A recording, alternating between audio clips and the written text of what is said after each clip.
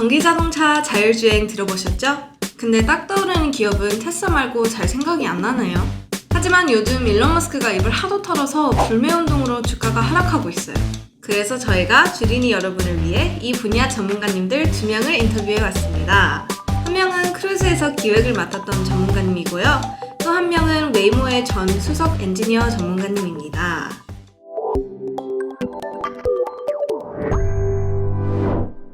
AV 산업은 3가지 카테고리로 나눌 수 있습니다. Private Mobility, Shared Mobility, 그리고 Goods Mobility가 있는데요. 이번 영상에서는 개인용 자동차에 집중해서 설명할게요.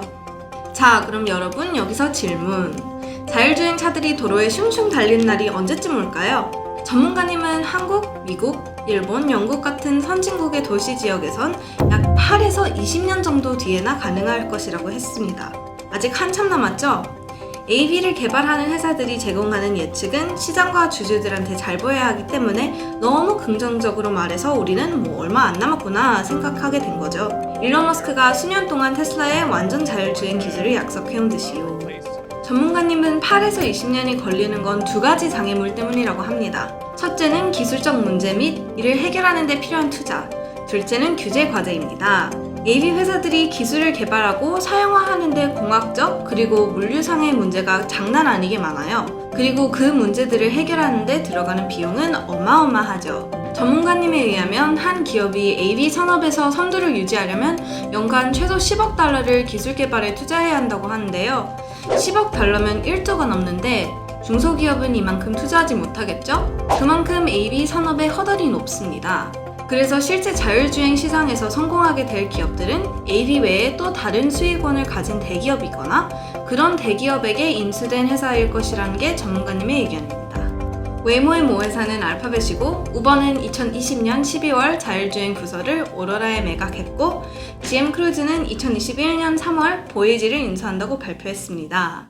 기술을 개발하더라도 정부가 규제를 풀어주지 않으면 도로에서 자율주행을 사용하지 못합니다. 자율주행을 시험해볼 수 있는 지역이 몇 군데 있는데요. 크루즈는 캘리포니아주의 메이에리아에서 테스팅하고 있고 웨이모도 최근에 거기서 테스팅할 것이라고 발표했습니다. 그리고 러시아와 중국에서도 제한적으로 시험해볼 수 있는 지역이 있습니다. 하지만 대부분의 정부는 여전히 자율주행 차 보급을 승인하겠다는 약속을 하지 않고 있는데요. 그 이유를 이해하려면 먼저 상용화된 개인 레벨 3 자율주행차가 아직 시장에 없다는 점 때문입니다. 자율주행은 6단계로 나뉘는데요. 이 6단계들이 업계 벤치마킹의 표준입니다. 전반적으로 현재 AV 산업은 레벨 2와 레벨 3 자동화 사이에 있습니다. 차이는 미묘하지만 레벨 2는 운전자가 항상 도로에 집중하고 있어야 하는 운전자 보조 시스템입니다. 레벨 2 시스템의 예로 테슬라 오토파일럿과 GM 슈퍼크루즈가 있고요.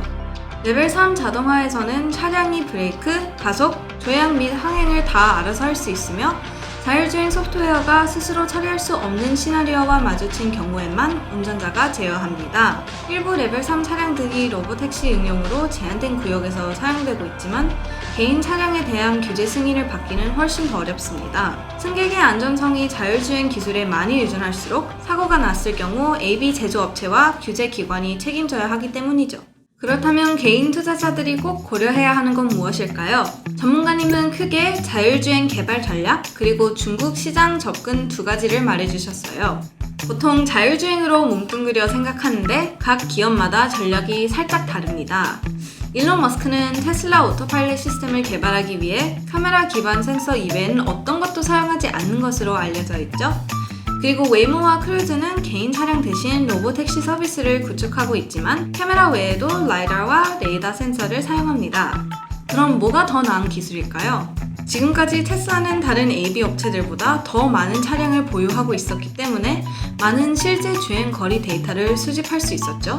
이를 통해 레벨 2 운전자 보조 시장 그리고 레벨 3의 초기 기술에 큰 경쟁력을 확보할 수 있었습니다. 하지만 전문가님은 테슬라가 레이더와 라이더 센서 양식을 채택하지 않으면 경쟁사들보다 자율주행에서 앞서 나가기 어려울 것이라고 했습니다.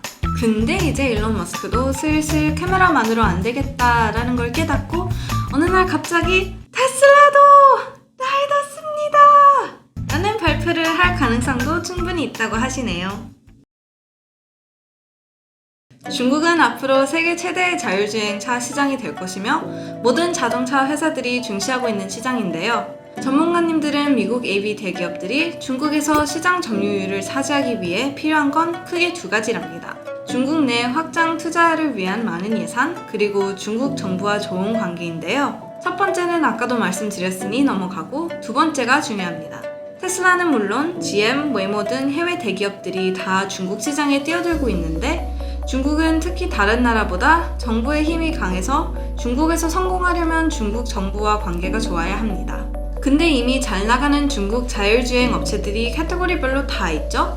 개인 자동차도 로보택시도 배달도 다 있습니다. Baidu, Pony.ai, AutoX, WeRide, TuSimple 같은 국내 업체들을 두고 중국 정부가 굳이 외국 AV 회사들을 지원할 필요가 없다고 느끼겠죠? 그래서 중국에 진출하려는 자율주행 업체들은 중국 내에 자회사를 만들거나 공장을 세워 중국 경제에 도움이 되려고 합니다.